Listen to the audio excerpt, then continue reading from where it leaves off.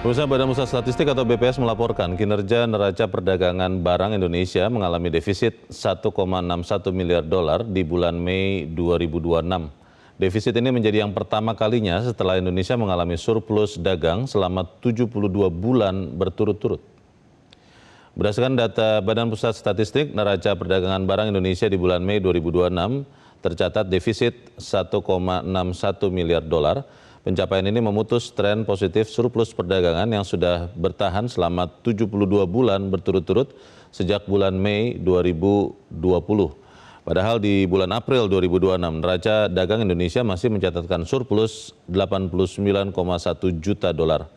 Deputi Bidang Statistik Distribusi dan Jasa BPS Ateng Hartono menjelaskan defisit neraca perdagangan bulan Mei 2026 terutama disebabkan oleh komoditas migas yang mengalami defisit 3,76 miliar dolar.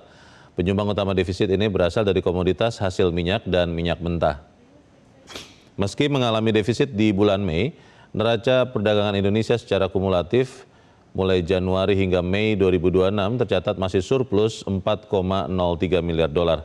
Angka ini ditopang oleh surplus komoditas non-migas sebesar 16,31 miliar dolar, sementara komoditas migas masih defisit 12,28 miliar dolar. Di saat yang sama, neraca perdagangan non-migas sebenarnya masih mencatatkan surplus sebesar 2,15 miliar dolar. Adapun komoditas penyumbang surplus diantaranya adalah bahan bakar mineral, lemak dan minyak hewani atau nabati, serta besi dan baja.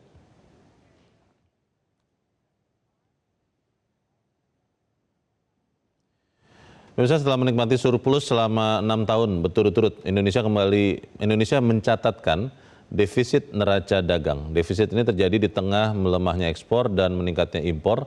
Apakah ini sekedar koreksi sementara atau sinyal yang harus diwaspadai? Kita akan membahasnya bersama Kepala Pusat Makroekonomi dan Keuangan Indef, M. Rizal Taufikur Rahman. Mas Rizal, selamat pagi.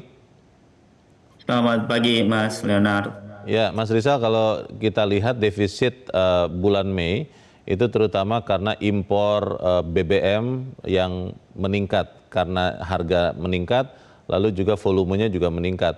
Anda lihat bulan Juni yang nanti akan keluar awal Agustus dan Juli ini akan juga defisit atau kembali lagi ke surplus, Mas Rizal? Iya, saya kira justru ya risiko defisit dagang ini bisa berlanjut ya, masih cukup Oh, terbuka begitu ya. Tapi memang kita belum bisa menyimpulkan akan terjadi defisit sampai akhir tahun gitu ya. Karena kalau kita lihat tren datanya, Januari sampai Mei katakanlah, jadi bantalan surplusnya itu memang sangat tipis ya.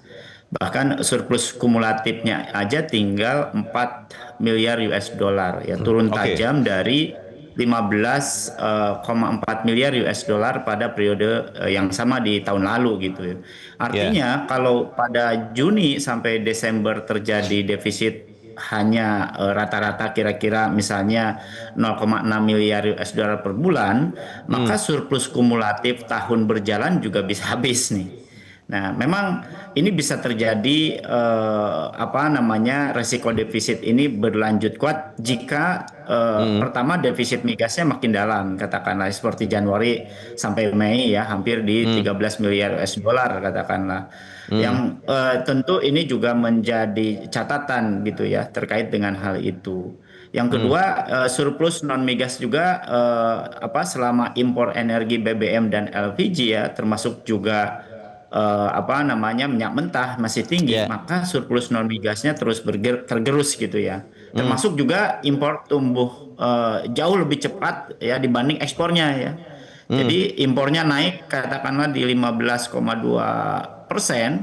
sementara ekspornya naik 3,02% gitu ya. Ini kan tekanan bukan hanya dari pelemahan ekspor, tapi juga dari kebutuhan impor Ya. yang semakin besar. Yang ketiga Ya. surplus non migasnya Mas yang juga melemah nih. Ya, yang tadinya dari 23 miliar US dollar ke 16 miliar US dollar. Artinya apa? Kemampuan non migas menutup defisit migas secara semakin mengecil gitu atau semakin terbatas gitu. Non migas yang Anda sebutkan itu apakah terutama batu bara, CPO dan nikel atau ada yang lain juga, Mas Rizal? Iya, saya kira itu. Jadi Hmm, non migas yang dimaksud itu juga tentu komoditas unggulan yang selama ini juga menjadi apa namanya komoditas unggulan yang diekspor gitu ya. ya, ya, Tentu katakanlah meliputi juga di luar non migas gitu ya. hmm, Misalnya perkebunan ya. ya, Tadi lemak dan minyak nabati, batu oke. bara nikel ya, besi baja juga. Termasuk Hmm, juga pangan, Mas, produk hmm, pertanian, makanan olahan dan juga iya. serealia. Mas Rizal, kalau kita lihat kemarin itu bulan Mei kan memang impornya meningkat untuk migas karena harga minyak mentah sekitar $100 ya. Kalau sekarang saya lihat harga terakhir untuk harga minyak mentah Brent itu 72-an dolar dan untuk WTI di New York $69. Dengan turunnya 20-30 dolar per barrel ini akan menurunkan impor Indonesia, impor migas, atau memang masih akan tetap tinggi kalau Anda lihat? Saya kira tetap ya tergantung kan juga memang dari konsumsinya ya. Jadi Hmm, kalau kita lihat trennya kemungkinan akan tetap gitu ya. Dan justru yang harus diperkuat itu meskipun terjadi penurunan gitu ya. iya, Apa namanya mestinya memang apa berpotensi menurunkan nilai impor migasnya ya. Tapi memang belum hmm, cukup ya untuk hmm, menurunkan total impornya. Nah, memang ada oke, tiga hal yang menjadi catatan penting, Mas. Jadi ini iya, tentu dampaknya hanya langsung ke nilai impor migas ya, bukan pada seluruh impornya. Yang kedua, volume impor energi kan tidak tidak naik gitu ya, hmm, tidak naik secara cepat kita. iya, Tetapi penurunan harganya bisa tertutup oleh kenaikan harga volumenya. Ya. Dan terakhir oh, tentu dampak ke defisit neraca dagang kemungkinan membantu, tetapi belum cukup ya hmm, membalikan tren hmm. jika impor non migasnya tetap tinggi. Saya kira itu, Mas. Yang harus dilakukan pemerintah untuk kemudian membalikan keadaan ini secara cepat itu apa, Mas Rizal? Nah, pemerintah memang harus apa ya namanya menjadikan pengendalian defisit migas sebagai prioritas utamanya. Jadi Hmm, langkahnya meningkatkan lifting migas, memperbaiki tata kelola hulu migas, ya, kemudian juga iya, mempercepat substitusi energi, memperkuat biofuel yang ekonomis, serta tadi mengendalikan impor energi yang tidak produktif. Yang kedua, hmm, pemerintah segera memperkuat ekspor non migas yang bernilai tinggi, Mas. Misalnya ekspor hmm, sawit, nikel, besi hmm, baja, ya, alas kaki, makanan olahan, kemudian manufaktur harus diarahkan ke iya, produk turunan yang memberikan devisa negara lebih besar, ya. hmm, Ketiga, pemerintah harus mengelola impor secara selektif ya, bukan dengan proteksionisme yang membabi buta ya. Impor hmm, mesin dan barang modal misalnya tetap kita butuhkan, tapi harus dikaitkan dengan bagaimana kita meningkatkan kapasitas produksi dan ekspor dalam negeri. Nah, hmm. ini juga saya kira menjadi trigger ya untuk percepatan setidaknya membalikan posisi, jangan sampai terus terjadi defisit gitu, Mas. Terakhir Mas Rizal, Anda melihat di bulan depan Juni Juli ya, Juni yang sudah kita lewati nanti datanya awal Agustus, kita akan lihat angka defisit lagi untuk neraca perdagangan atau sudah mulai surplus atau imbang begitu, Mas Rizal?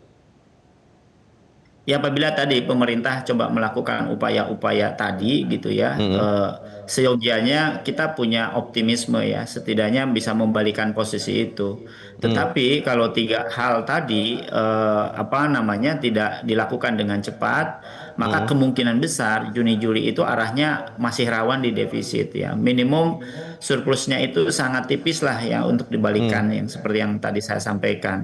Jadi Ya, skenario ya harapannya sih kita tidak terjadi defisit terus, karena kan tentu kalau semakin defisit kan akan apalagi semakin bantalannya menipis Mm. gitu ya, Mm-mm. kita agak khawatir ya ruang aman neraca Indonesia tentu akan semakin sempit, dan itu menunjukkan apa, Mas, bahwa Mm. struktur ekonomi kita sudah mulai rapuh gitu ya, Iya. berbasis pada perdagangan luar negeri gitu.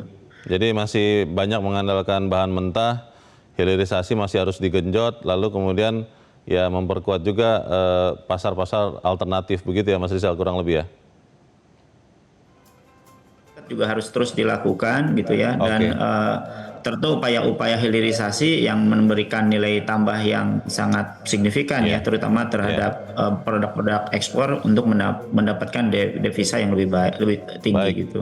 Kita harap apa yang kita bicarakan menyumbangkan pemikiran bagi pemerintah. Terima kasih Kepala Pusat Makroekonomi dan Keuangan Indef, M. Rizal Taufikur Rahman sudah mencerahkan kami. Mas Rizal, selamat pagi. Jelajahi cara baru mendapatkan informasi. Download Metro TV Extend sekarang.